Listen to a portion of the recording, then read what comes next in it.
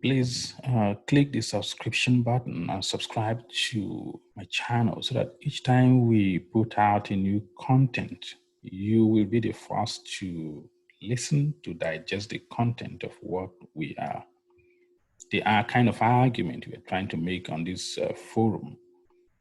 This is the primordial wave, and I am the Enwisdomizer. I'm the only Enwisdomizer out there.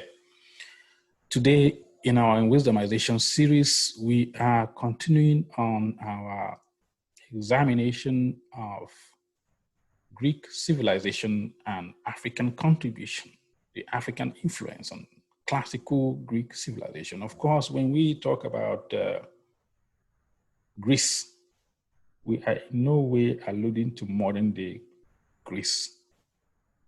No, because modern day Greece is broke. They are broke financially and they need help from the European economic infrastructures to build them out because they are suffering.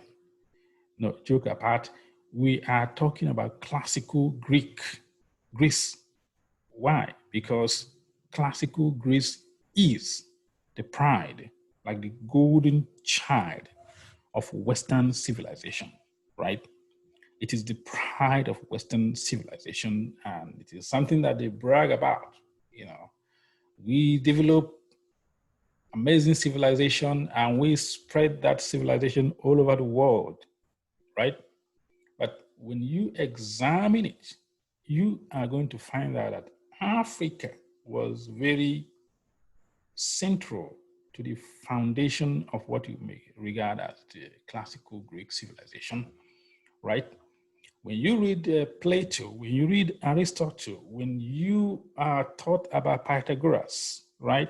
When you are taught about Plato, when you are taught about so many other Greek philosophers and scientists whose ideas the modern world seems to still be running on, right? We are looking at Egyptians, we are looking at African thought pattern. We are looking at African concepts. When you examine certain concepts of religion around the world, we are still looking at African, but because they have written Africa out of history, literally, they have scratched Africa out of the pages of history, and now it appears that Africa has not contributed anything at all whatsoever to the world. And we are saying, no, that is not true. That is not true because some people lied somewhere. Does not mean that Africa has always been this miserable place, this continent bereft of any intellectual, scientific knowledge for any meaningful contribution to anyone in the world. We're trying to correct those assumptions and those negative mind programming that we receive mostly at school. That is why we have to be careful when we say we have gone to school. You know, people used to brag, I have PhD, I have bachelor's. We brag. We're just advanced mind programmed individuals walking around. That is a fact. That is a fact. And that is, gives us, that is the reason why Africa has not, in modern time, right, made meaningful program. Because being educated is not ability to speak good English. No. And a lot of people who think they're educated, you know, they work for, people brag, I work for World Bank, right? I work for IMF. I'm working at the United Nations. It's the first Kenyan or the first Ugandan or the first Nigerian or the first Ethiopian to work at Harvard. You know, is that really something to brag about? Is that something really to brag about? Because as long as you work on this establishment, you don't own them, right? You don't own them, and you're just a pawn. in the system game. You're just a pawn in the system game, right? It could be used to achieve certain agendas or agendai, right? But you don't run the show. And once you realize that, you begin to examine, who am I? And these are the questions that many Africans don't seem to pay much attention to. We think we know who we are. We think we know where we are coming, where we came from. If you read the history of Africa, what you see is that it is replete with pre-colonial ideas, pre-colonial kind of history, the colonial history and the post-colonial history. Few people can go into antiquity and see how Africa was central in bringing the God consciousness upon humanity, right? The idea of God, that is one of the ways that humanity evolved, being able to examine the concept of the soul, the concept of creation, the concept of matter, the concept of science,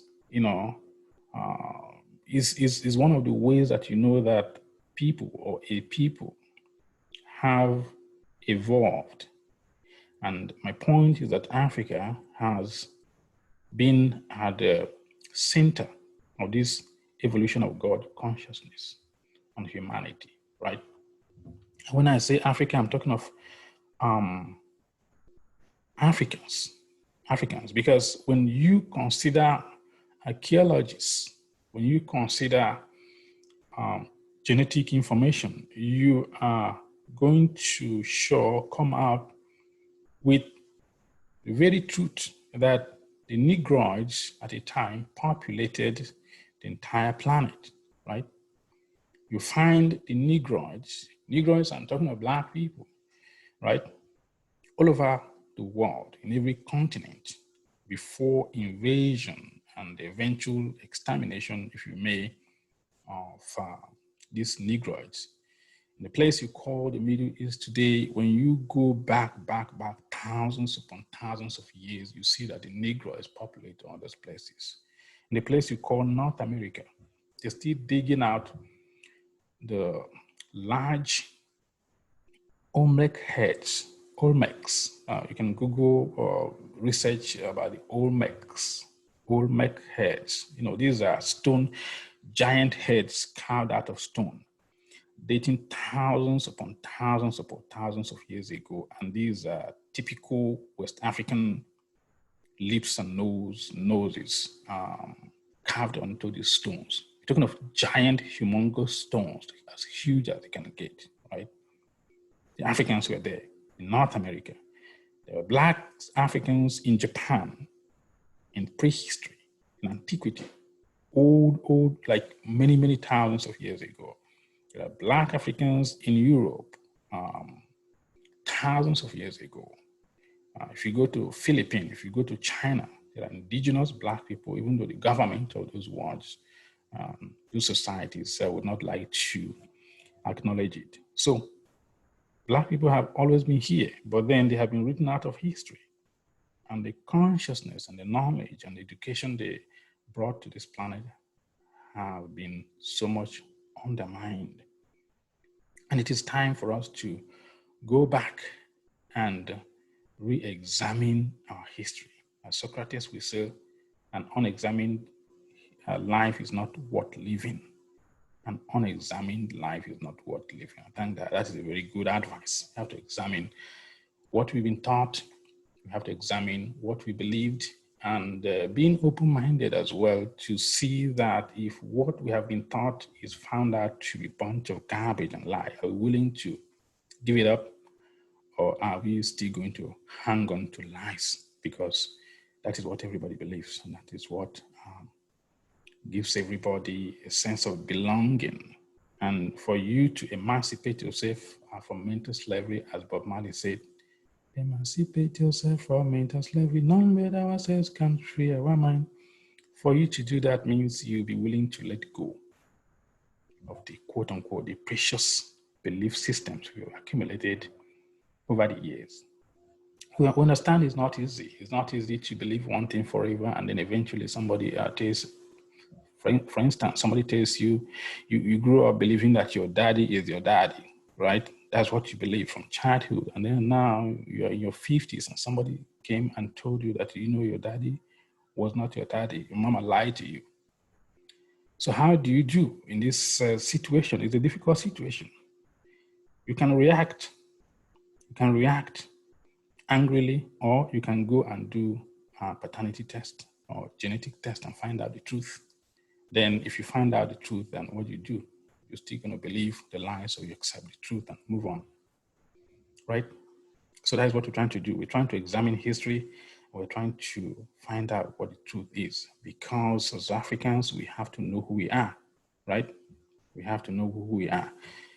If you ask an African, who are you? Many people probably identify themselves, so I'm a Christian.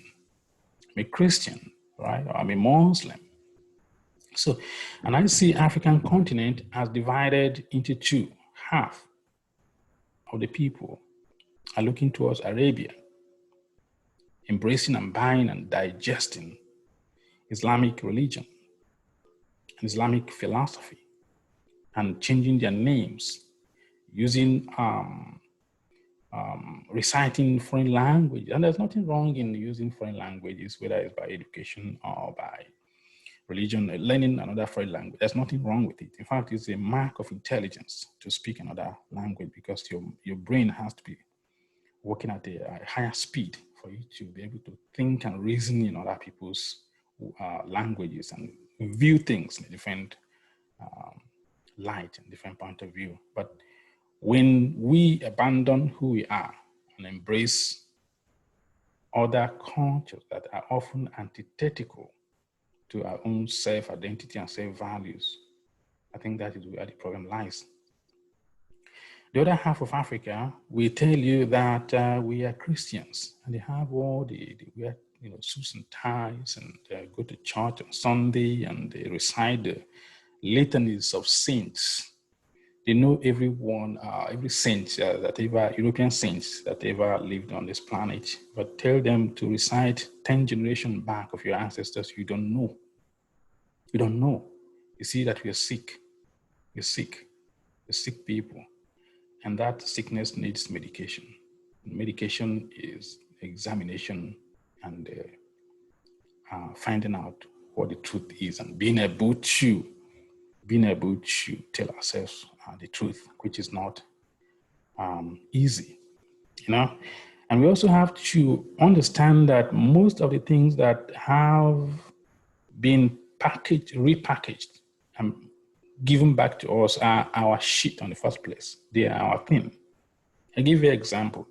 Everybody on this planet prays and say amen, amen, or ami, in whichever varieties of that, we say this particular word, amen or ami. But if you ask a lot of us Africans, what does that mean?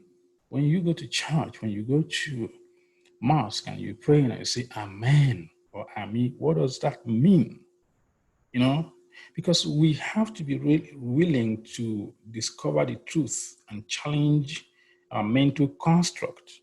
And if we find the truth, we're able to let go that which we hold and we think is the truth, because it might not be the truth. It might just be a mental programming.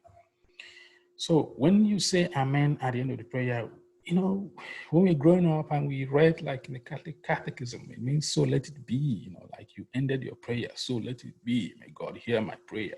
Amen. Right? But when you look at the etymological construct of that word, when you look at the origin of that word, you are going to be amazed. You are going to be surprised that this is an African concept. This is an African word. What does it mean? It means the god, African deity called Amen or Amun. That's where it came from. It does not mean so let it be. That is a deception, because as I said, they took everything away from us and then repackaged it and gave it to us, and then turned around and told us that which we believed, our ancestors believed, were evil and satanic and diabolical and witchcraft and witch doctors, we never examine them. We never examine the content of the theological construct given to us. Few people have the time to research and know history. So we take the word as a given, and it's time to begin to research and then find out who we are. So, in order for me not to drift too much before I go to the main topic of today, the word Amen is an African god. It is an African god from ancient Egypt. African has a god called Amen or Amun. Through that, Indo-European Christian establishment borrowed the word, as well as Islamic religious establishment borrowed the same word and begin to invoke the name of the African deity at the end of the prayer. Amen. Right? Amen in ancient Africa. Later on, in Egypt, acquired, what a lot of people have described as solar prefix. Acquired solar prefix. Prefix is like a word you add at the end of a word to make a different meaning. As a you have prefix, you have suffix. Right? So, Amen acquired a solar. Solar is the sun. A sun prefix. It became Amen Ra or Amun Ra. Amun Ra. Amen is the hidden God, the hidden manifest, the invisible presence of the universal mind of God, who is present but is invisible at the same time. The invisible universal energy, the invisible universal presence, the hidden but is the animator of everything in existence. That's how ancient Africans saw him or perceived him. Later on, he became, as I said, Amen Ra, because they attached him to sun god or solar deity, right? So they stole it, repackaged it, and gave it back to us. And now we are reciting it at the end of the prayer. You don't know that you're still invoking the African god, even though you think your mind it is evil. They've tricked you. You've been tricked. You've been conned. Like somebody has a chip of wood, and you have a bar of gold, and they exchange it with you because you're not smart enough. Kind of exchanged your gold for their chip of wood. I think it's time for a change. And the change is not just a physical change. We're talking of a change of consciousness, a change, the inner renewal, being able to know who we are, right? Think of the god Heru in ancient Egypt, or Horus. If you talk to a lot of people who are Christian and Muslim, don't talk about it because it's evil, right? But how many of Africans know that the idea of 12 disciples came from the idea in Egypt of Horus? Horus is the god Heru, who have 12 disciples. He taught in the temple at the age of 12. This is pre-Christian era, before Christianity. Thousands of years before Christianity. Horus had 12 disciples. Horus was born of Immaculate Conception. Horus worked miracle. He performed miracle at the age of 30. Horus taught the elders in the temple at the age of 12, and he was crucified, right? And there are many other examples. For example, in Mithraism, these are pre-Christian, before Christianity. Mithra also had the same kind of history. Had 12 disciples, taught in the temple at the age of 12, healed the sick, as well as was betrayed and crucified. And there are multiple others, and that is why the controllers, people who run people's mind, people who control other people, have decided to put the quote unquote the birthday of Jesus December 25th. And this is very esoteric because they are controlling people's minds, right? Because they are taking concepts from pre-existing ancient religious theories and philosophies and mythologies, and then he put that into modern Christian concept, and then people are running with it, right? People are running with it. It's time to re-examine some of these things and then being able to tell ourselves the truth. The truth. When you say hero, hero, somebody is a hero. It came from the African god Heru, right? When you say hour, people say 12 hours. They're talking of Heru. The word hour came from the African god Heru or Horus, right? How about horizon? The English word horizon means Heru on the rise or Horus on the horizon, and they're talking of solar deity, the sun on the rise. And that sun is an African concept that has been borrowed and been found in different linguistic expressions all over the world, right? So I'm drifting, but I'm going to go straight to our lecture today, and it has to do with continuing on the African influence on classical Greece. I'm going to share my screen, and we are going to continue. So now today we are going to look at, to go back, previous, okay?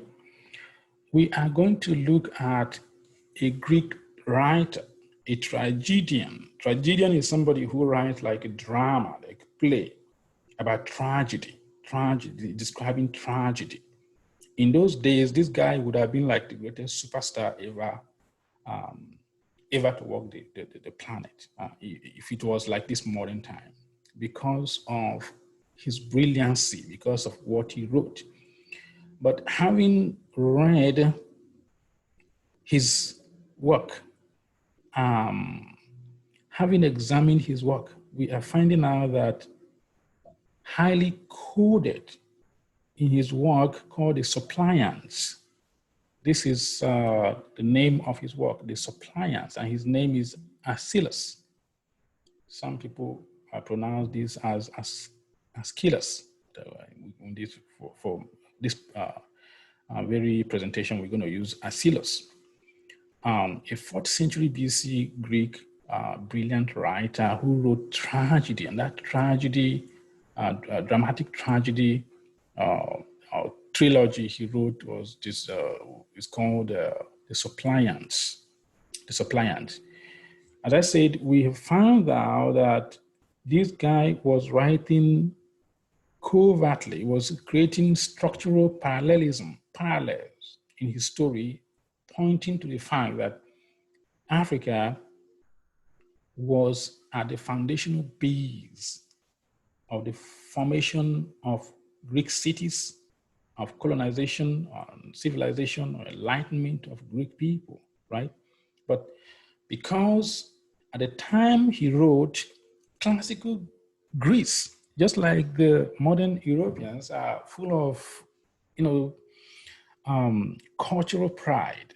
They're full of nationalism, a sense of nationalism. So he wouldn't come out straight and say, well, Africans civilized us, So he put this in allegories, in covert, hidden kind of allusions. But if you are able to expose, to unknit what he wrote, of course, he was talking of Africans colonized us. We're primitive before the Africans arrived and colonized us.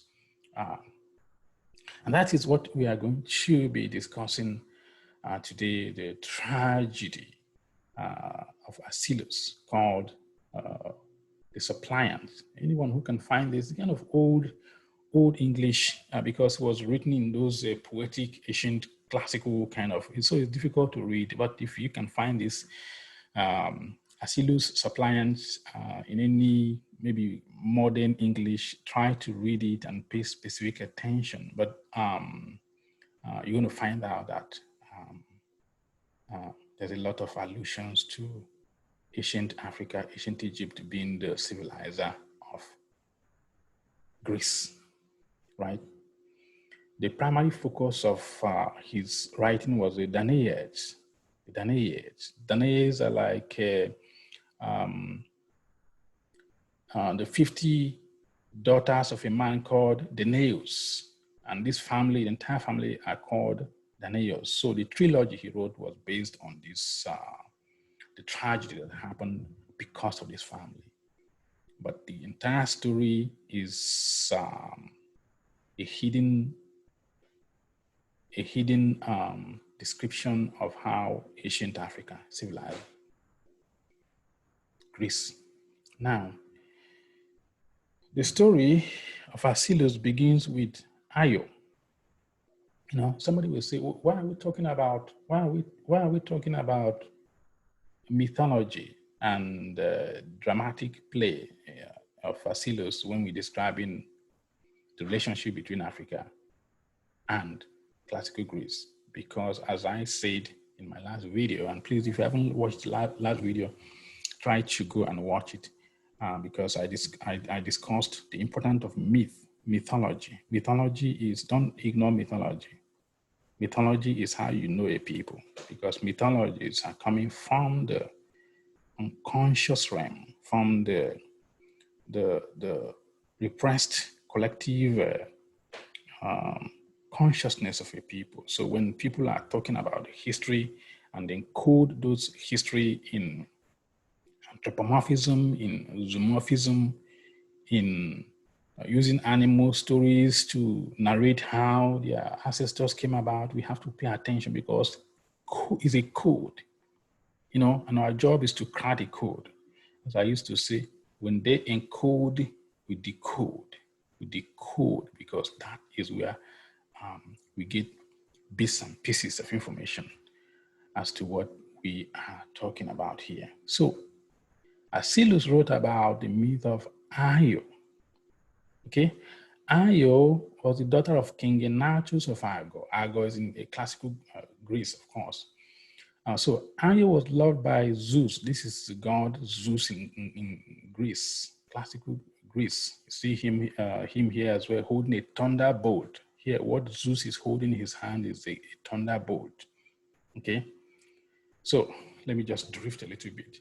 And when you see ancient Greek people depicting Zeus holding a thunderbolt, lightning and thunder, many people who don't understand the mindset of the Asian people, we think that these people are just stupid. They are just superstitious. They are just ignorant, but they're not.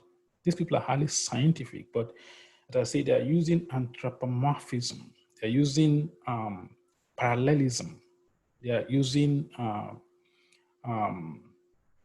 pictographics to describe that which in modern time could be seen as scientific, right? What does this mean? Zeus holding a thunderbolt, lightning, power, right? Of course, what they are telling you is that the thunderbolt is a representation of electricity, because throughout this physical earth, everything is full of electricity, including the human body, the trees, you know, in the space, what you may call the invisible space. There are atoms there, and those atoms conduct electricity, right? Everything you can think about here has some connections with electricity, including human body. So they're just telling you that the world is full of magnetism and electricity. So they're not stupid when they write things like that. But in those days, people use more of their right brain. Right brain has to do with imagery, you know, imagery. Gradually, the world is shifting to the left brain, because the left brain is more of the mathematical, is more of breaking down things, analyzing things in the critical mode. But in ancient time, that's why if you look at Egyptian hieroglyphics, Egyptian way of writing, they used vivid pictures to write, and that's how they read, like alphabets. They used vivid pictures, animals, because in those days, the human brain, the humans use more of their right brain, than the left brain. Here, after the invention of the alphabet, where they use words and, to depict sound like this, MY, ABC, then it seems humanity switched to the left brain, right? So that is aside. So let's go to our story. So Io was loved by Zeus, and Zeus already had a wife, right?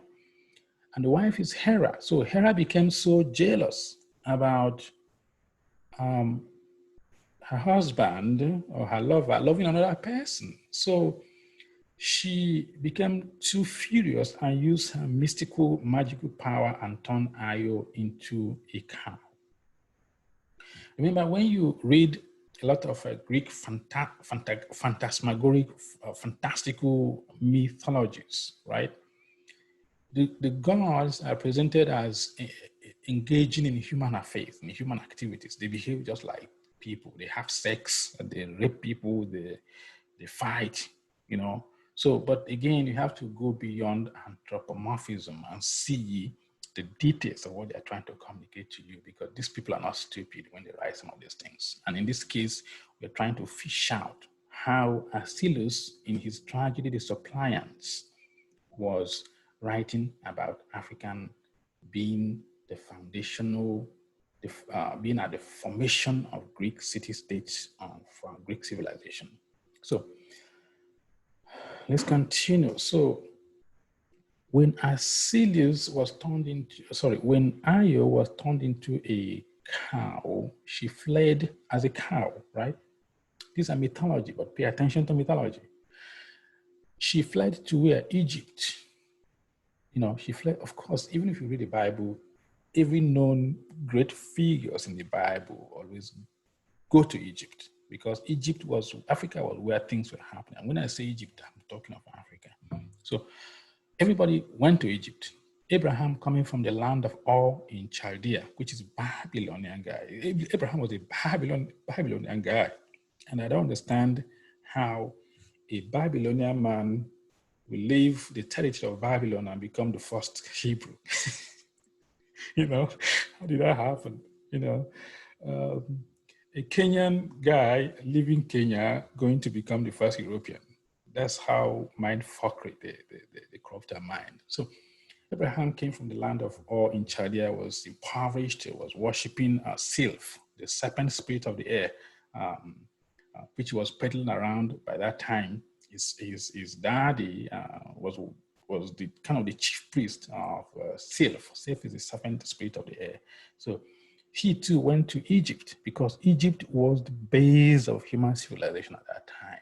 Egypt was where things were happening. If you want knowledge, if you want the knowledge of God, everything, you go to Egypt. How about Moses? You see how they kind of wove the story of Moses and how he was betrayed by his brothers and he went to Egypt. These things probably didn't happen like that, but we're not going to address that right now. How about, it was Joseph that was betrayed by his siblings and ended up being sold to Egyptians. And then we see also that the story of Moses also was interwoven with the Egyptian story as well, even though we know that those people who were Bible writers in the book of Exodus kind of corrupted a lot of things. Moses was an African. The name Moshe, what ended up the Greek called Moses, it was an African name, was never a Greek name. But they misinterpreted Masha, which means to draw out, as Moshe. But we know that in ancient African linguistic expression and child naming, that the name Moses means is born in ancient African Egyptian word. And that's why Africans or Egyptians were naming people like Ahmose, the moon god is born, Ramos, or Ramses, right? the sun god is born. Amenmos, the god Amen, as I told you before, the concept of Amen came from Egypt. It was not a Christian thing. It's the god Amen. So Egyptians named their children Amen Mos or Tutmos, or the god Thought is born, right? So even the idea of Moses is not complete.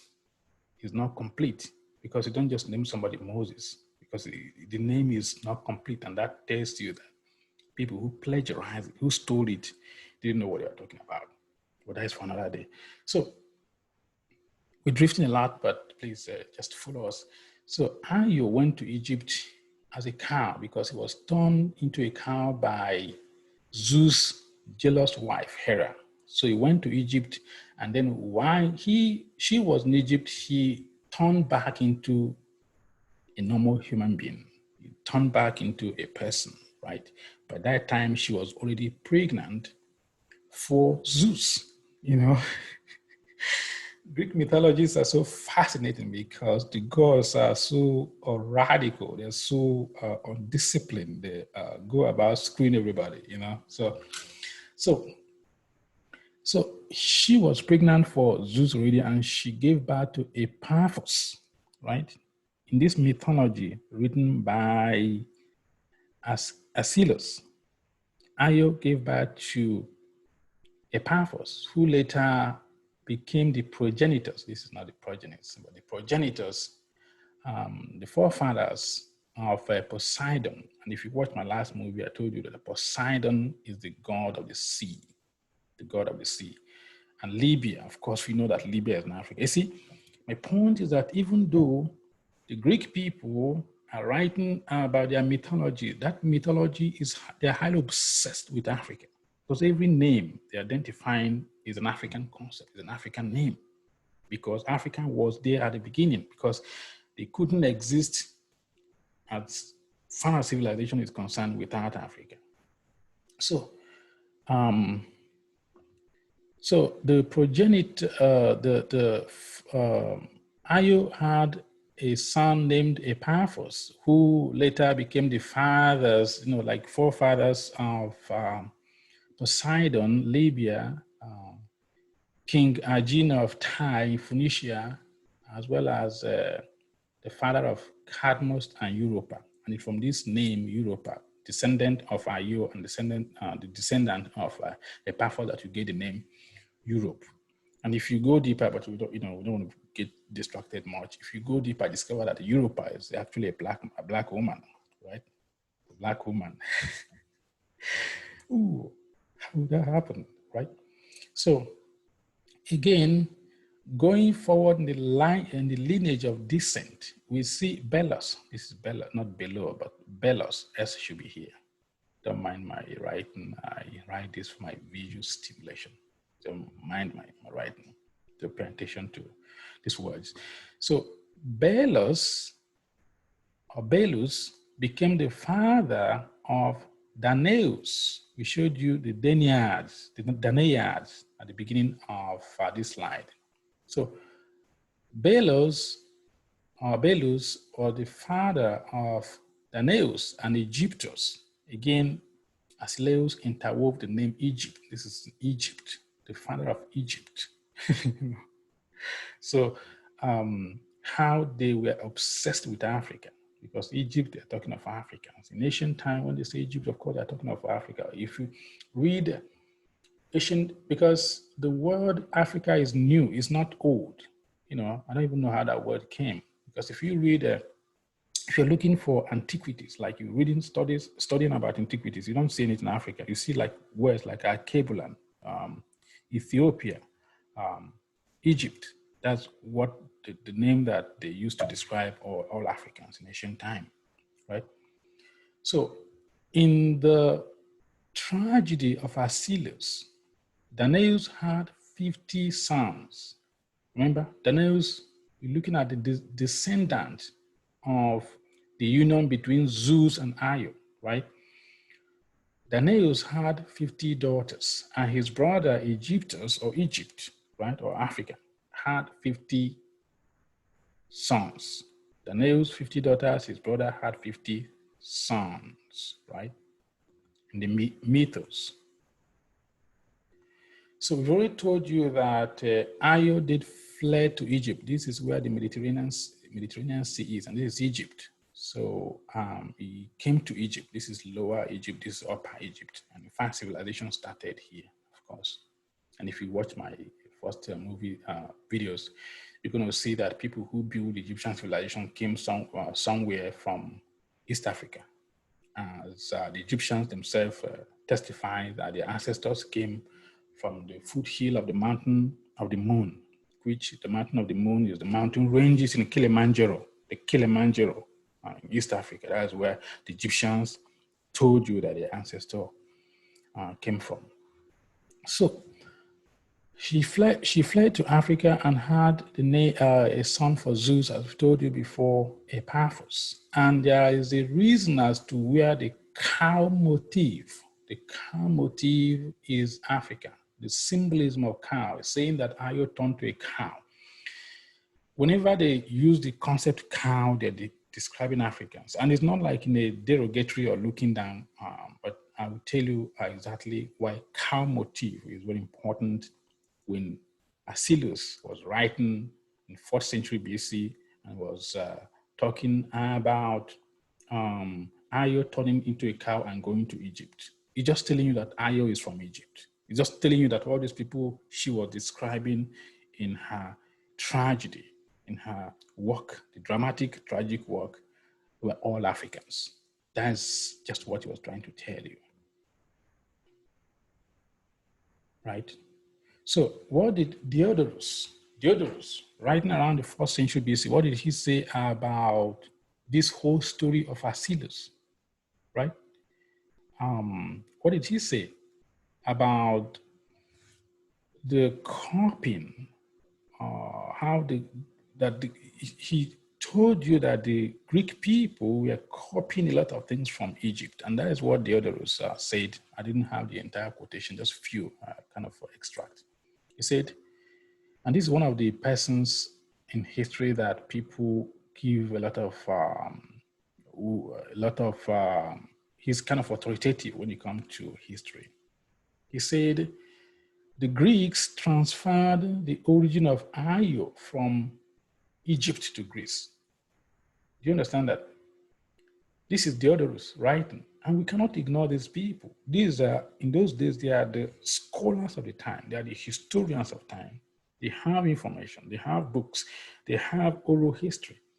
And he is telling you that this mythos, these mythologies of Ayo fleeing to Egypt was initially an African story that this tragedian writer, Achilles, copied from Egypt, and saying that this Ayo story was originally an Egyptian story. So in those classical period, that have been like a popular knowledge to everybody that Ayo story was an Egyptian story. It was not Greece, right? So Epaphras, as I have been discussing, is the son that came out of the union of Zeus and the mistress Ayo, right? And when you examine the etymology of Epaphras, they are talking of the Egyptian Apis. This is the god represented as a cow with a solar disk, the sun disk, that actually Achilles was talking of, was using kind of a linguistic parallelism. And in this linguistic parallelism, he was making reference to the god Apis, right? The god Apis is the bull god.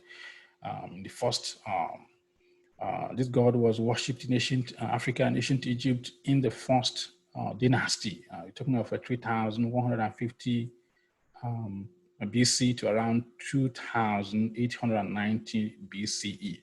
That was when this deity was popular in ancient Egypt. And Achilles' writing was plagiarizing the Egyptian mythos, was interwoven the Egyptian African mythos into his writing, into his tragic, dramatic play. So Apis as a god was is one of the important and most ancient in ancient Africa. Even as I say, up to this modern time, if you look at the bull in front of the New York Stock Exchange in New York, you see that they are still making reference to the African deity in ancient time, right? It was originally worshipped as fertility god. Remember when people who don't study allegories, we tend to say, oh, they're worshiping cow. You know, they're worshiping cow. But when you go, there's something called anthropomorphism. Anthropomorphism. And as I said some time ago, it was like saying that Adam and Eve ate the forbidden fruit and they were in the garden. And then they said the God came down, that God, the Elohim or the Jehovah, came down at the coolness of the day and it's walking on the garden, you know, and he said, Adam, Adam, where are you? These are anthropomorphism. These are not like factual things. They are anthropomorphizing because they are making God appear as a human being with legs who's walking. You know, the spirit is disincarnate, doesn't have the vocal cord, the vocal projection to even call on people. Adam, Adam, where are you? So in the same way, because this was known all through the ancient time that they depicted God in an anthropomorphic way. And we have to understand this concept of anthropomorphism to be able to get into the minds of the ancient people. Because if we don't, we're going to condemn them as evil. They're worshiping Satan, or they're worshiping the devil. For example, solar disk, the sun, you know, ancient Egyptians worshipped, they kind of venerated what we call the Ra, you know, the Ra, the sun god, but not really worshiping because they're telling you that without the sun, life on earth will be non-existent. I don't care how spiritual you are. Without the sun, without the photons of the sun coming down here, you know, the sun is like 93 million miles away from the earth. If the sun disappears just for a minute, all life on earth will end, right? So it's the sun that is full of consciousness. The sun is projecting intelligence and consciousness towards this planet. And scientists are discovering that without the sun, the human DNA might not be able to evolve. Whatever is activating the human DNA must have come from the sun. So when you see the ancient ancestors looking at the sun, it's not necessarily because they're worshiping it. There's something they knew, which we think they're stupid, but they're not stupid at all. So now we see that later on, the Greeks begin to copy the bull god Apis. This is Greek art, and begin to depict the same god in their arts, in their walls, in their temples. This is the centaur. I think it's called centaur. Yeah. If you watch movies, cartoons, you're going to see these characters depicted a lot in cartoon. So, and this is the Egyptian. You see, they begin to copy the Egyptian concepts, begin to embrace that Egyptian ideas about gods and about divinities, about consciousness. So basically, they didn't know about this until the Africans came, right? So Crete is a place in Greece. Crete was later to copy and, like the Egyptians, anthropomorphize the ram god which they depicted in their art forms. Kings' palaces were adorned with bull god motifs, and bulls became so interwoven into Greek mythologies. You see, they didn't know about this until the Africans, the Egyptians came. But was associated with King Bull, was also associated with King Minos of Crete. That is the Minotaur. I can't pronounce this word, but if you watch movies, you're going to see these creatures and discover that even when they put in a creature, it goes back to ancient Africa. And most, even the idea of movies and dramas, they say drama and performance started from Greece. That's another lie. Grammar and performance was initially a religious concept. The divine drama, the divine drama, some priests in ancient time performed drama of salvation or redemption in the temple. So the idea of movie making, writing drama, one is a hero and the other one is a villain, always came from the ancient world. Now, the deity we showed you, Apis, the god Apis, in the Egyptian pantheon, Apis would later become the incarnate of Ptah. That bull god we showed you of ancient Egyptian was later became like the incarnation of the god Ptah. And this is the god Ptah. Ptah in ancient Egypt is the creator god, the God who created the universe out of the primordial darkness. If you read the first chapter of Genesis, in the beginning was, the beginning God created the heaven and the earth was formless and void, and the Spirit of God was moving on the face of the deep. This concept already existed thousands of years before they plagiarized it and stole it and put it in the Bible, right? Because the problem is that many people read the Bible and they think that the Bible started from the beginning of the world. The Bible is new, it's like written yesterday in the context of antiquities and history. It's not old. It's not up to 7,000 years old. That pyramid you see in Egypt is way older than the Bible. Way older. And many people don't think that way. So we think that when we pick up Bible and read God created the world that in 7 days, which is kind of ridiculous. It was from the beginning of the time that book was written. No, it was like yesterday. In the context of history, it looked like just yesterday was written. Maybe the Bible probably came in its current form in 6th century BC, probably 6th century BC. So it's not, by this time, Egypt has already existed for thousands of years with advanced civilization, right? With advanced civilization. So the god Ptah in ancient Africa was the creator god who molded man out of his potter's wheel. We see the same image repeated in Old Testament, in the book of Genesis, that God came down and fashioned man out of the dust of the earth. Africans had the concept first. And we know that a lot of people, including Abraham, Moses, Joseph, were in Egypt. So they copied the land. They copied the land. And people will be amazed at the level of things they copied, including the Ten Commandments. Moses did not invent the 10th commandment. The 10th commandment was part of the 42 laws of Ma'at, written in ancient temples in Egypt. He only took 10 of them, and say that God gave it to him. If you go to the original called the 42 laws of Ma'at, all those things that was written as 10 commandments already contained in the laws of Ma'at. And we know that Moses was an elite. He was an elite within the Egyptian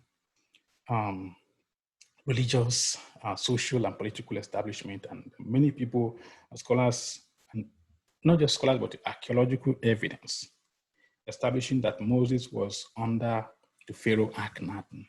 And it was Akhenaten who initiated the first idea of worship of one God. It was not Moses, it was an African. And by the way, Moses was also an African. And that is something we can prove sometime in the future, not right now.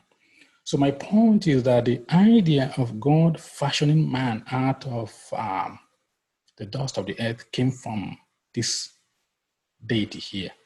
They represented him as a man, but I say they are doing anthropomorphism. So don't take them literally. If you take them literally, you're going to miss the point. It's unwise to take somebody is giving you what you call allegory. If somebody is giving you allegory, you don't take it straight. You find the purpose, you find what is there. You find the meat of what they are trying to communicate. So This God here fashioned man out of the dust of the earth and gave him breath, right? We see the same picture painted in the book of Genesis, but we know that this one here was older, thousands of years older before Genesis account was written. And we know that the book of Genesis plagiarized a lot from ancient Sumerians and also from ancient African, from ancient Egyptians. Now, the same concept that we see in the book of Genesis, that there was primordial sea and the Spirit of God was moving, hovering over the face of the deep, and God said, let there be light. If you read the account, the script, because people don't even know that other scripts out there to be read because we've been brainwashed, and some of this information are hidden from us, and that's why people make it evil. Because if they don't make it evil, you're going to find the truth, and if you find the truth, you're going to leave what they are teaching you because you know they're lying to you. So, in the story of the creation of man and the world by Ptah, we say it was said that there was primordial ocean of darkness, the same picture we painted in the book of Genesis. And then Ptah caused a dry land to emerge out of the primordial sea, right? And then he fashioned man on his potter's wheel and gave him the breath of life, right? Africans taught this in their mystery schools before the Semitic people or the Hebrew people ever wrote it. They're not going to teach you that, because when they teach you that, you begin to know who you are. You begin to say, oh my goodness, so we gave you that which you repackaged and gave back to me. And you're going to reject what they gave you. And that's why you have to be, your mind has to be controlled all the time, because if you don't control, you're going to wake up. And you wake up, that's going to be, the game will be over. You see them when they are giving people Oscar Award in the USA, in the Western world, they give people like Oscar Award. You see the statue of the god Ptah that they actually hand into people, right? This is the Oscar Award they give people. This is the god Ptah. They're still stealing your ideas, your concepts, even your gods, in form of status, and giving it to people because you don't know it. It's even yours. You don't know. Now, Yeremayahu, I'm talking Hebrew, right? Because if you, my Hebrew is not perfect, but, I have like a primary, elementary knowledge of Hebrew. Yeremayahu is somebody you call in English Jeremiah. If you read the book of Jeremiah 46, verse 20, you see that even in the 6th century BC, I think Jeremiah was there in the 6th century BC, right? He alluded to the Egyptian cow god, because when you say a beautiful heifer is Egypt, but a biting fly from the north has come upon her. He's talking of Greece, he's talking of this entire mythology, this entire story of Egypt dealing with cattle gods and Io, becoming a cow and running back to Egypt. So this was a popular story. Everybody knows about it in antiquity, in ancient time, right? People know about it. And that is why it reflects in Jeremiah's line in 46 verse 20. He talked about a beautiful cow from Egypt, but a gadfly, a biting fly from the north. We know Egypt is south of Greece. Greece is north of Egypt, right? So when you say gadfly is coming from the north, of course, it's talking of probably Greek or Greece, right?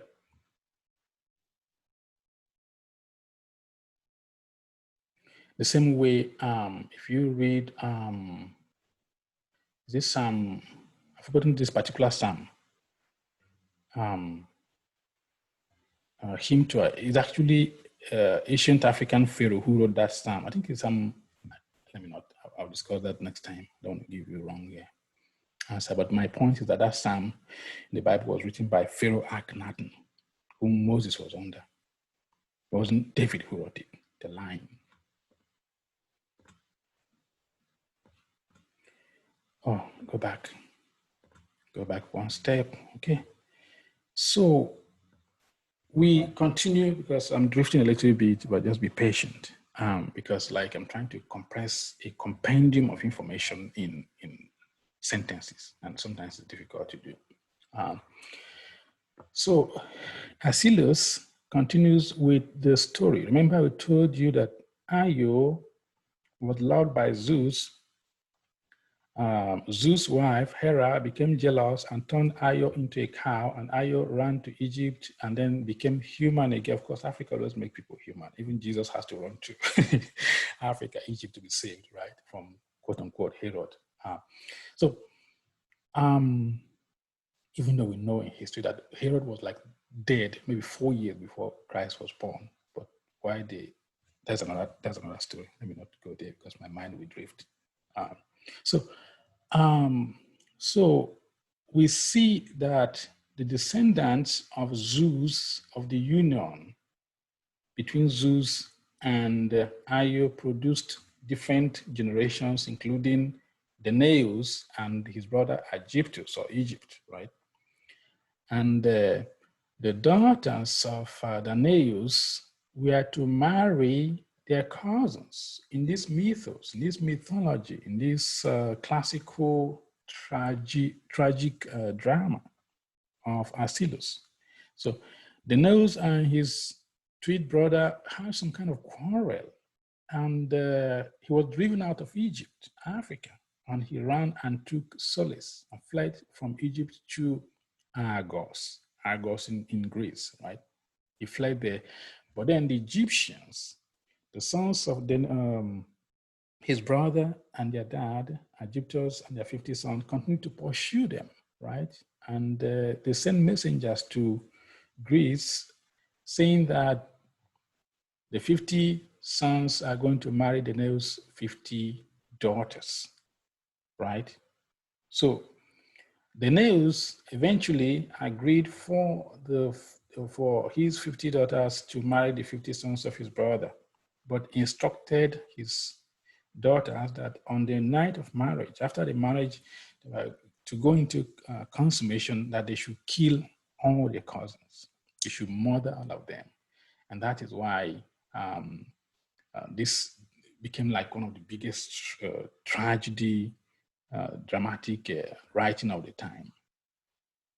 Now, Achilles was not being sincere in his writing, because if you read it, it's like conflicted. It's hiding the truth, but it's also revealing the truth, right? I guess it's because of his nationalism, his Greek nationalism. He didn't want to just put it out there that everything about Greece was African. So he was writing covertly, he was painting the picture. If you read it, it seems like the Danaeus on the other, and the Danaeus and his 50 daughters were Greece. On the other hand, but they're also Egyptians. So this conflict was there. But let's see what Herodotus said. Herodotus, as we said some time ago, has been described by Europeans as the father of history. He is the father of history, right? The father of history is amazing. That's funny. But let's just assume that this father of history wrote that invasion of Danaeus, son of Belus, the Egyptian. Do you understand? Even though Achilles was alluding that Danaeus and his daughters were Greece. In the classical writings of Herodotus, he said Danaeus, son of Belus the Egyptian, the Africans, right? The Africans, you know. So when they were pursued by his brother Egyptus, they fled to Greece, right? And established a city there. They fled to Agor, but they also established a city there, and he became king, which means Africans went to Greece and they became the rulers, or became the civilizers, or the king. So Herodotus testified that the Egyptian Danaids taught the Pelagians about God. Remember, God consciousness is a sign of the human evolution, you know. From what he was reporting, this so-called father of history was reporting that the Pelagians are the indigenous people who lived in Greece before the Indo-European Hellenes. Hellenes are like this Greek culture before the Indo-Europeans invaded the place. Herodotus is reporting, and this guy is credible in history, that it was the Africans, the Egyptians, who taught the Danayans even anything about God. They didn't know anything about God before the Danayans arrived. That's Herodotus. I know his words carries power in history. When you read, am I going forward? So Herodotus is seen as somebody that has a lot of value when he spoke, when he wrote, when we read it in this modern time. So the Danaos, the father of 50 daughters, arrived at Argo and established a law that the indigenous Pelagians were to be called Danayans. You see, an Egyptian, an African arrived in Argo and made a law, that all Danayans, all Pelagians, indigenous people who live there, were to be called after him, Danayans. So the point is that Africans civilized Greece, and in literature, classical literature, we are finding these bits and pieces of information. Why are they obsessed with Africans if they are the first to be civilized? And every story they told in their classical history, in their history, Herodotus, Diodorus, or the classical writers, most of the classical writers were aware of this information, that Africans were the civilizers of ancient Greece.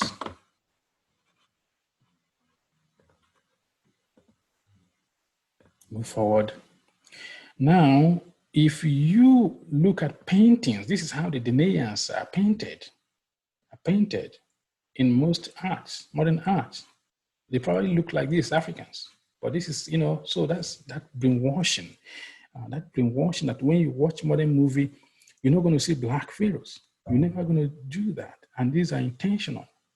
They are writing people out of history. They are scratching people's out of the pages of history and inserting something else that was not there. And we're finding out this, and we're trying to say, no, wait a minute, those are lies. So the Danayans saw themselves as Africans. How did we come to this conclusion? I'm not going to read all these sentences, but just read this particular one. This is in the dramatic play Suppliants, lines 154. The Danayans regarded themselves as we, a dark, sun-born race. You get that? As I say, we're just compressing compendium of information because we can't go. We can tell you the entire book. You go and find out yourself and read if you're interested in finding out who you are. So the Danayans, Danae's daughters describe themselves as we, a dark, sun-born race. They're telling you we are Africans. The Africans who went to Greece. But if you watch modern movie or painting, this is what you see. You see in the European painting, but they probably look like these people here, Ethiopic or Africans, right? So most of you go to the museum and you're watching all these things. You don't know what you don't know. It's your history. Somebody has put themselves on your history and you don't know, right? Next, again, Herodotus testifies that the Egyptians were Africans. How? He described them as having black skins and woolly hair. Black skins and woolly hair. That's what Herodotus, the father of history. Let's give him the title, is the father of history. But when some Europeans with racist tendencies, when they read this part, they say, maybe he didn't know what he was talking about. Of course, he knew what he was talking about because Herodotus wasn't stupid. He was very intelligent. Now, again, in Suppliants, That is Asileus writing. Remember, we are decoding when they encode, we decode. We are decoding Asileus writing, the tragedy called The Suppliant of Asileus. We are decoding bits and pieces of how he put in his writing that the Africans were the foundational base of Greece, right? And in Suppliants, if you read that play, line 62, Asileus used the symbolic motif of, this is a quote, direct quote from him. You say, hawk chased nightingales. I don't know if I'm pronouncing this well. Nightingale, whatever. But it's talking of a bird, of course. He used a phrase, hawk chased nightingales. And you're not going to understand this phrase until you study ancient Egypt. And when he say hawk is an ancient Egyptian national sacred symbol. So he's talking of Egyptian chasing the nightingale. Nightingale should be those Danaans or those quote unquote Greek people fleeing from Egypt, being chased by 50 sons, right? He described the Egyptians as hawks. You know, it's like looking at American eagle. You know, if you look at American dollar, you're going to see eagle. You know, like say Russians and the Americans are fighting war, and the Russians were describing Americans as eagles because of the national symbol. That's what he was describing. And the symbol of hawk or falcon in ancient Egypt signifies the god Heru or Horus. And as told you, the concept hour is from Heru. That etymology is derived from the god Heru. Horizon is Horus on the horizon. Okay, hour came from etymology is derived from Heru or Horus, and hero. The word hero is also a etymological concept that came out of the god Heru. You know, that's what you have 12 hours of a day, because Horus had 12 disciples, exactly where it came from. Horus had 12 disciples, and he moves 12 steps as a god across the sky, as a solar disk. Again, they anthropomorphize. He moves 12 steps across the sky. He had 12 disciples, and that's why all over the world you have 12 hours. I mean, 12 Horus, 12 African god Horus, literally. 12, not 12 god, but they're using the idea of Horus to describe the hours of the day. Basically, came from where? Straight from Africa. So when he wrote hawk chased nightingales or nightingales, I don't know how to pronounce this. English is not my fucking language. So when he wrote hawk chased nightingale, he's describing that the Egyptians using their national symbol and identifying the Egyptians or the Africans as hawks, chasing the weaker who are running from being married from their cousins. They're fleeing Egypt and then going to Greece, Africans, and establishing kingdoms there and civilizing them. So it's not just making allusion to bird, but is an indirect way of saying Black Africans were chasing these people out of Africa. Now, the god, again in the suppliants line 223 to 226, we see another motif of the god Horus, or the falcon or the hawk. And Asileus wrote, "Sit you on holy ground like a flock of doves in fear of the hawks." It was telling, was describing, sit you on holy ground. The Danaans was talking to, like a flock of birds afraid of the Egyptians, the hawks, because the hawks is the god Heru, and the bird hawk always scares the bird because the hunter hunts the birds. And it was saying that you guys are scared of these Egyptians, these Africans, like a flock of birds afraid of the hawks or the falcons, because the god Horus has, you see, this is in the Egyptian temple in ancient time, that's how they depict the god Horus. This is the god Horus. And this is, again, the god Horus. And sometime in the future, I'm going to tell you how the mitres that the popes and the bishops wear was also a concept stolen from ancient Africa. It's a secret. You don't know about it. In the future, we're going to talk about it. The mitre that popes wear came from the paganistic Mithraism, religion of Mithraism, that was copied from Rome, imperial Rome, and then kind of baptized. Then now the popes and the bishops are wearing mitre, but actually very paganistic.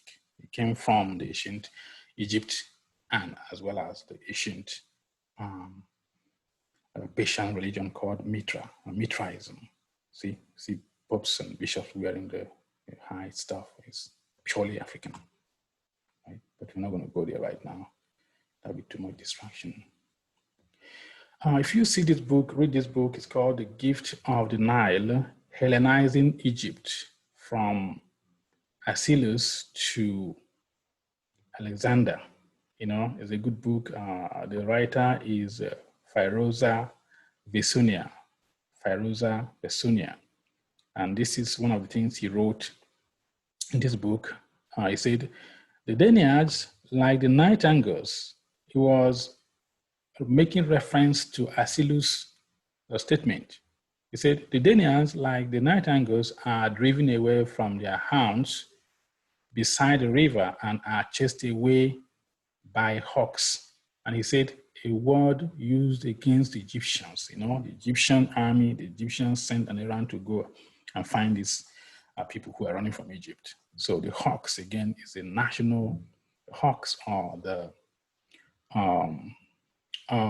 falcon is a national sacred symbol, animal symbol in ancient Egypt, and it's very sacred in those days because it represents the god Horus. Hawks or falcon in ancient Greece was called, I think, Geraki.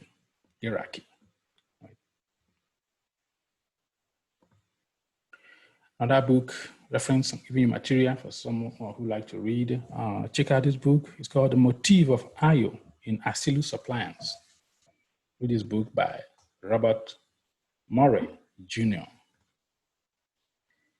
Now, Suppliant, pages 154 to 161. 154 to 161. Achilles wrote, again, secretly talking about ancient Egypt, ancient Africa. He wrote, with suppliant vows will invoke the underworld Zeus, the great host of the dead, for if the gods of Olympus hears us not, we will hang ourselves. As I say, it's like Old English, but when they encode, we decode. We like to decode the lies and the hidden concepts. Because why it's important is because your history as an African has been written out, plagiarized, stolen. So we bit by bit trying to recover those stolen information, right? So that we know certain things belongs to us, and we claim that which is us. Because when they wrote history, you are there in history, but you are hidden. You are taken out. You are not mentioned, and we're here in trying to reclaim that which is ours, right? So, why is this statement important? What did we find in this statement? What did we decode in this statement? As I say, you must have been studying ancient Egypt for a long time to know what is going on here, right? What is Achilles is trying to hide here? He described God Zeus as the god of the underworld. No, and anyone who knows, who understands Egypt, ancient Egypt, probably understood exactly what this sentence is implying. Zeus is not the god of the underworld. The god of the underworld is ancient African god Anubis. And in my last video, I think I told you that even the headdress that judges wear came from the concept of ancient Africa, right? The headdress that judges wear, because that's how Anubis was depicted in wars and in hieroglyphs in ancient Africa, because Anubis is the judge of the dead, is the prime judge of the dead. In ancient Africa, when somebody dies, Anubis will present in judgment and judge them. And why they draw him with the dog or the coyote head is because the dog has a sensitive sense of smell, and they are, again, anthropomorphism in full display. Because these people are vivid. In those days, they work with what they call the right brain. Unlike in modern time when everybody's leaning to the left brain, they are visual people, and they want to see, everything is concrete, right? Why they draw God Anubis, who is the judge of the dead, with the dog head, is because they believe that dog has a heightened sense of smell. And what they are saying is that when you die, you cannot escape. He will sniff you out.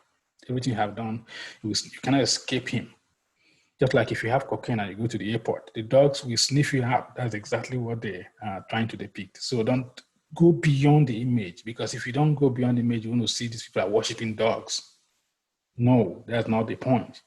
And that's how we have been programmed to think. So Zeus is not the god of the underworld. Zeus is the god of the sky in Greek mythologies. So it's Anubis and Osiris. This is Osiris. This is Osiris. Osiris is important in ancient Greek mythologies. And even if you want to understand the original story of Christ and other messianic figure, you have to go back to the story of Isis, Osiris, and the Horus, right? You see, they drew Osiris with, if you watch the Black Panther movie, see at a point they were doing like this because they're copying that song from ancient African motif, right? You see, Osiris had rod and the staff, the rod and the staff. And if you read Psalm 23, the Lord is my shepherd, I shall not fear. He leads me beside a green pasture. At a point he said, his rod and his staff comfort me. The motif, that imagery they painted there came from the rod of Osiris. See, Osiris had the rod and the staff of a shepherd because he's the prime shepherd. This status, this religious concept was there thousands of years before the Bible was written. People don't want to hear that because we've been brainwashed not to hear that, right? Now, Achilles had another tragedy he wrote called Prometheus Bound. Prometheus Bound, and I have been able to again decode where he was making allusion to Africans. In lines 851 of Prometheus Bound, what did he say? And you shall bring forth dark Epaphus. Remember, we showed you Epaphus is the son of Zeus, of the union between Zeus and Io. And actually, when they say Epaphus, they are talking of the god Hapi of Egypt, because it's just a coded concept they are putting there. They're talking of the bull god Apis. It's the same concept, same personality they encoded as Epaphus, right? So describe him as dark, meaning he's a black man, or African, basically, right? And who, let me just talk about Prometheus, for example. Prometheus in the Greek mythology, and this mythology is not just limited to Greece. There were other ancient scripts and traditions and stories talked about somebody stealing fire, a god stealing fire from other gods. The gods, congregation of the gods, and another god stole fire from the gods and then gave it to man, and man became kind of enlightened. So this is Prometheus in Greek mythology. The idea that in the Olympus, or the Olympia gods, the Greek congregation of gods, when they gather, Olympus, the gods created man, and man was stupid. He didn't have consciousness. He didn't have higher knowledge, right? And Prometheus stole the fire from the gods, which is knowledge, and brought it to mankind. And mankind begin to reason, begin to think, begin to create civilization. And because of that, the gods of the Olympus Olympian gods, by the way, is from the gods Olympia that you get the Olympic Games. You know, it's all linked. So the gods decided to punish Prometheus by bounding him on a chain for eternity. So he has chains. This god had chains on his feet and hand. He was bound on a rock. And every night, as his punishment, a vulture will flee from somewhere and start feeding off of his liver, right? By the day, his body will grow just back normal, you know, like if nothing happened, and every night for all eternity because of what he did for man. And if you decode who Prometheus is literally Lucifer. And that would be another thing that's why they call him the light bringer, because they believe he brought light to mankind, kind of. Even in the Bible, they encoded it there ironically. You know, after God created man, it was just a dust until the breath came. You know, when you decode many ancient scripts, they're all alluding to one thing. As I said, it's not just in Greek mythology, it's also but in biblical mythologies. We see this concept of a savior coming to rescue man and bringing man knowledge, something like that. You know, we also see, like in the Garden of Eden, serpent promising man knowledge, all linked to the idea of Prometheus, Lucifer. Prometheus is Lucifer, the light bringer, you know. And that light is not just talking of knowledge. That's what they mean when they say in this mythos, they encoded those concepts there.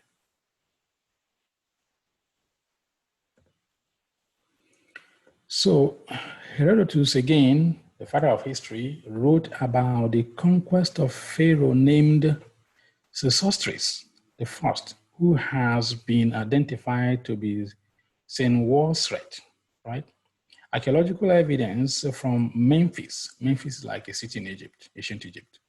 Archaeological evidence from Memphis did, in fact, report of conquest by 12th dynasty pharaohs, Senwosret first and Amenemhes the second. You see? So again, I think what I was meaning here is that these pharaohs were said to have conquered a place called Greece. And of course, when you look at them, you see their lips, you see their black male. They are black men. But if you watch movie, do you see black people depicted in that movie? Because they've been tricked. The same people who gave us concept of religion, Islam and Christianity. They trick you because they're cheating. They're deceiving. They want to hide you. And there's a reason as to why they want to hide your identity. We might talk about it sometime in the future. But if you see these pharaohs, you know they are black people. And a lot of black people will go through their life not knowing that pharaohs they read in the Bible are black people, because we've been programmed to hate them, to see Egypt as evil empire, to see pharaohs as devils, as these diabolical people who were suppressing Semitic people who lived there for 400 years. A story that there's a lot of evidence that that story was fabricated sometime a few thousand years ago. There's a lot of evidence to show that there was no slaves like that in Egypt, right? So this is Amenemhes, the second, another black man. If you see his lips, of course, it's obvious. But they're saying if you watch movies, read books, you're not going to see yourself depicted as great in history. Even if you do, they will brainwash you using religion to hate yourself. You see, the reason why they cut off their nose is because they don't want to identify. They don't want to tell you that these are Negroes, these are black people. Most statues, and British Museum has thousands upon thousands of stolen African artifacts. Why wouldn't they steal it? Where you yourself, who owns it, don't see the value. Even when you see them, you have been, the same people have brainwashed you to think that these people are evil based on your religious notions. So you don't value it, and they know who you are because you have thousands of your artifacts, your ancestors' artifacts in British Museum. They didn't pay you when they stole all those things. Of course, they stole it because they know you're stupid. That's why. I'm not against, yeah, as sad as it is, but I don't get emotional about racism. The thing, like, if you are not intelligent, people will exploit you. If you get upset, will exploit them back. Have you ever seen African leaders thinking of, when are you guys, British Museum, going to bring us back our ancestors? They go and discredit the temples and the graves. Because Africans, up to today, they have this ritual of when somebody died, there's rituals involved in it. Somebody's buried and the place, the tomb is called sacred. And people really don't really go to mess it up. And these people just go and invade and steal the dead bodies of pharaohs and put it in British Museum, right? And we don't even know that they are stealing our history. We don't know that, you see. And there was a story that when Napoleon Bonaparte, a French revolutionary, went to Egypt in the 17th century, he looked at the Sphinx, the Great Sphinx, and found out that it has a black people, like almost like a West African big nose. And he couldn't believe it, because in those days were the peak of slavery, and black people have been taught to be these primitive monkeys who have didn't know any civilization in history. So he saw that the Sphinx of Egypt had black nose and black lips, and he used his cannon and blew the nose off. Up to today, if you go to British Museum, many ancient pharaoh statues have their nose missing. So why are they cutting their nose? Because they don't want you to know that it is you. They don't want it, right? So this is from Wikipedia. And we're talking about this pharaoh here. In Greek mythology, Memnon was an Ethiopian king, right? And the son of I can't say this word, Titanus, and Eos. As a warrior, he was considered to be to be almost Achilles, equal in skill. He was a brave warrior. During the Trojan War is some of the war they continue to even replicate in movie today that happened in antiquities. During the Trojan War, he brought an army to Troy's defense and killed Antiochus during the fierce battle. African was there even during the so-called Trojan War. During the famous Trojan War, an African pharaoh brought his soldiers and the army and gallantly defeated Antiochus in the fierce battle. I took this from Wikipedia. I don't like Wikipedia so much because sometimes people just go and write and stuff, but I've read this somewhere else. That's why I was able to lift it. I'm confident in lifting this from Wikipedia. Now, see another black pharaoh. Ancient Greek legend recount of an Egyptian or Ethiopian king, Memnon, who conquered Greek. This is Amenhotep. You see how they name themselves? I told you that Amen is an ancient Egyptian. Amenhotep means immense peace. Immense peace. Hotep, because Hotep in ancient Egyptian language, African language, is peace. Just like in Hebrew, see Shalom. And in Arabic, you see Salam. Salam. Same thing, Hotep. Amenhotep, which means the god immense peace. There are some researchers who say that the name Jerusalem means Heru Hotep, which means Heru's peace. The god Heru's peace be upon you, where you get the concept Jerusalem. And Israel is an ancient Egyptian word as well, that kind of anagram of ancient Egyptian concept. Isis, Ra, and El. Israel, Isis, the goddess Isis, and then the god Ra, and then the god El. El is Jehovah or Elohim. So it's this combination of this word where you get the name Israel. Everything comes down to Egypt. You see, if you see these lips of this Pharaoh, Amenhotep the third, you're not going to guess that it's a black man. Look at his lips, look at his nose, right? But again, you watch movie, go and rent any Western movie they've ever made, you are not going to see black people as pharaohs. So, which means somebody else has taken the position falsely. And why did they take the position? Because we've been brainwashed to think that Egypt is evil. Egypt, a paganistic society who are oppressing, quote unquote, God's people, is a mind fuck. It's a mind control. It's a mind trick. You've been tricked. A chain is put in your mind. And that chain is no longer physical colonization, it's a mental colonization. You think you're free, but you're not, because your identity is gone and you don't know who you are. And people now tell you who you are.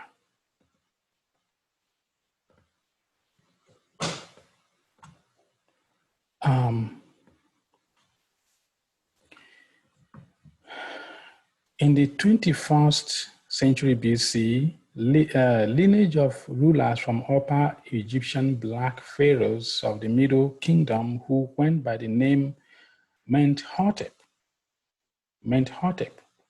ruled Egypt. Menhotep pharaohs adopted their patron god as the bull or the hawk falcon god called Mentu or Montu or Mont or Montu. So what he is saying here is that in the 21st century, there were a lineage of pharaohs who identify by a common name, Menhotep. This is Menhotep the first, this is Menhotep the second, and Menhotep the third. And you know, these pharaohs are all black people. You see them, it's evidence. It's evident. That's why sometimes there are some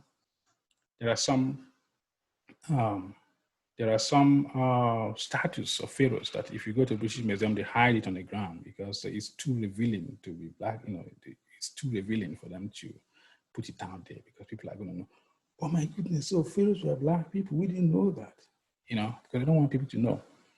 So these pharaohs were the ones who adopted Montu. Montu is the bull deity, okay?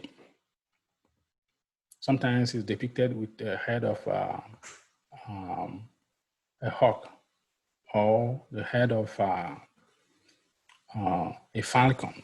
So adopted this deity as a national patron god during their reign, right? And we're going to see that the Greek people later, I don't know why this is, okay, there you go. So the Greek people later adopted the same concept and started painting them in their walls and the temples. During the 12th dynasty, Egypt abandoned the cult of Montu. Remember, I showed you previously. These are the pharaohs who adopted the cult of Montu, which is a bull-headed god, sometimes depicted as a hawk-headed god or a falcon-headed god. But during the 12th dynasty, Egypt abandoned the cult of Montu. And Montu, the bull, was actually Taurus, because at that time, I think the sun was in the constellation, because these people are scientists. Our sun was in the constellation of Taurus.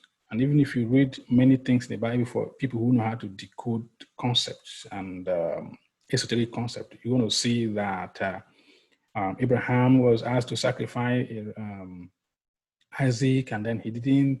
God later sent an angel and prevented him from doing that and sent him a ram. When they say ram, of course, they are speaking a coded language. When the Israelites were to leave Egypt, supposedly the night they were to leave Egypt, God told them to slaughter a ram. The ram is a symbolism because the sun was in the constellation of Aries. If you check zodiac cycle, zodiac houses, you know, the sun takes about 2,000 plus years to move from one zodiac cycle to the next. If you read New Testament, many motifs, many ideas presented in the New Testament have to do with Jesus and fish. Why? Because at the time of Jesus, the sun was in the constellation of Pisces, right? Pisces, the fish. And that's why there's a lot of motif about fish in the New Testament, particularly in the Gospels of St. John, of Mark, of Matthew, of Luke, of John. You see that the motif of fish was very prominent. He fed people with fish. He called the fishermen. These are historic symbolism they're trying to tell you, not literal, because people don't know that the Bible is full of what you call zodiac astrology. Zodiac, and that's why the church say, oh, don't study zodiac, don't read books on zodiac, because they don't want you to know. If you read books, you're gonna know. If you study history, you're gonna know where they copied it from. That's why they scare people. You're gonna go to hell if you do that. You're worshiping the devil if you do that, because like somebody found gold at the back of your house, and it tells you that if there's an evil forest, there's an evil spirit lives there. If you go there, you're going to die. It's just a way of tricking you, and that mental trick has kept a lot of people into bondage. Before Jesus died, there's something he said, they were preparing for the Passover, right? They were preparing for the Passover. And he told his disciple to go into the city. You're going to see a man with a donkey, and a man carrying a pitcher of water. If you go and check the zodiac wheel, the zodiac astrology, you're going to see that after the age of Pisces comes the age of Aquarius. And Jesus said, if you see this man with a pinch of water, say, follow him into the house he's going to. These are zodiac astrology they are talking about, because Jesus knows that after 2,000 years, the sun will move in the constellation of Aquarius, which is what is happening now. I think we're stepping into the age of Aquarius. He told them, follow them, because he knows that the age of Pisces, the age of fish will end. I'm drifting, but let's say go back to this. So this ram god was in the 12th dynasty, was worshipped in the 12th dynasty, and we see a lot of motifs and symbolisms in even the Bible, the Torah, and also in the Greek mythologies. So let me read it again. I'm talking myself into distraction. During the 12th dynasty, Egypt abandoned the cult of Mount, which is the bull, the Taurus, because they're not talking of bull, they're talking of the constellation, the sun movement through the zodiac cycle. And instead, the cult of Ram, they jumped into the cult of Ram god called Ammon. Remember the god Ammon or Amun, Amen, that people say was initially an African god with ram head. A lot of Christians will crucify me, but here we're not dealing with emotions. We're dealing with facts. You don't care about emotions, because emotions gets us nowhere. It's facts. Facts of history is what we're telling you. So Amen or Ammon or Amun was the patron god of the 12th dynasty, Egypt. Now, Greece followed Egypt and began to introduce the cult of Ram. There were evidence of ram cult in Aegean. Aegean is like the different islands in the place we call Greece today.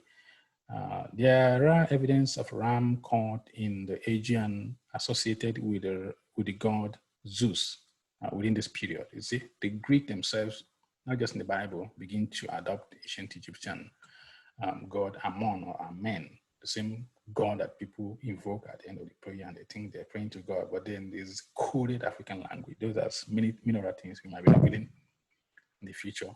They put in the Bible, and then they turn around and tell you that when you invoke your own is evil, but they used your own and put it into your mouth. But because they didn't teach you history, you go to school, they don't really teach you stuff like this. They teach you what will keep you to be subservient, right? Let's go forward. Go forward.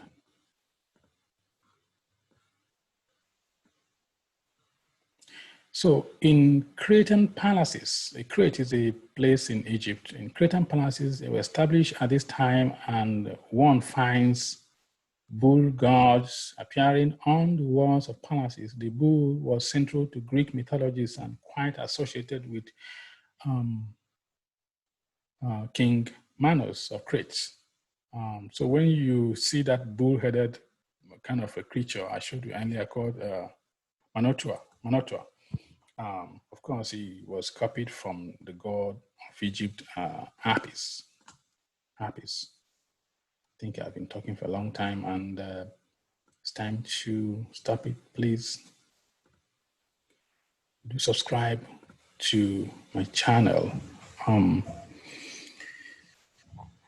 I am the Wisdomizer. Thank you for your patience of being with me as we try to put piece by piece, trying to put this puzzle together as to who are we before somebody else told us who we are.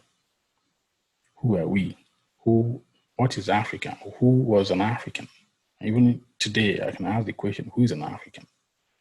If I ask you, who are you? And you tell me, I am a Christian. I am a Roman Catholic. I am an Anglican. Did you know how the name Anglican came from? Right? You research. I'm reading King James Bible. King James Bible, one of the most corrupt Bible, because he was written by European secret societies. Oh, how can you say that? Because Francis Bacon, who was part of those who edited the King James Bible, was a Rosicrucian. So they corrupted a lot of concepts in that scripture. If I ask you who you are, you say, well, I am a Muslim. That is Arab. That's Arabia. Who are you? You don't know who you are. And no wonder people are colonizing you. Do you know that most of societies, countries that are not being colonized are those ones who know who they are? Japanese people, for example, are very rigid about their religion because they know these people are intelligent. Once they drop their religion and buy the Western version of religion, maybe Christianity, their soul will be ravaged. They'll never be the same. Their identity will be gone. The same with Chinese. You see Chinese fighting to maintain their identity. They're fighting. I think in China, even carrying Bible around might warrant you prison or trying to be Muslim because they want to retain who they are. Because they know once they lose who they are and the foreign influences you, comes into your soul, you're gone forever. People will be colonizing and controlling you. And as time goes on, your children cannot tell who their ancestors are, as is happening in Africa. Every nooks and crannies are churches, right? And Islamic, Quranic recitation schools. These are Arabic culture. These are Western culture, right? And where have you seen any African being able to recount the story of who they are in as far as ancestral memory is concerned? Even if we do, it is not deep. It is not something to be proud of, something to be ashamed of, right? That's why we are rejecting them. You say, I reject my ancestors because they worship the devil. You're ignorant. You're totally ignorant because when you know the history of the evolution of Islam or the history of the evolution of Christianity and the formation of Christianity by European secret societies during the 3rd century AD by Emperor Constantine, right? If you understand that, the agenda behind it, you know what has been done to you is deep and it's difficult to entangle our minds. And that's part of why we are where we are. An unexamined life is not worth living. And Socrates will say, know thyself. Man, know thyself. Thank you, and please subscribe to my channel.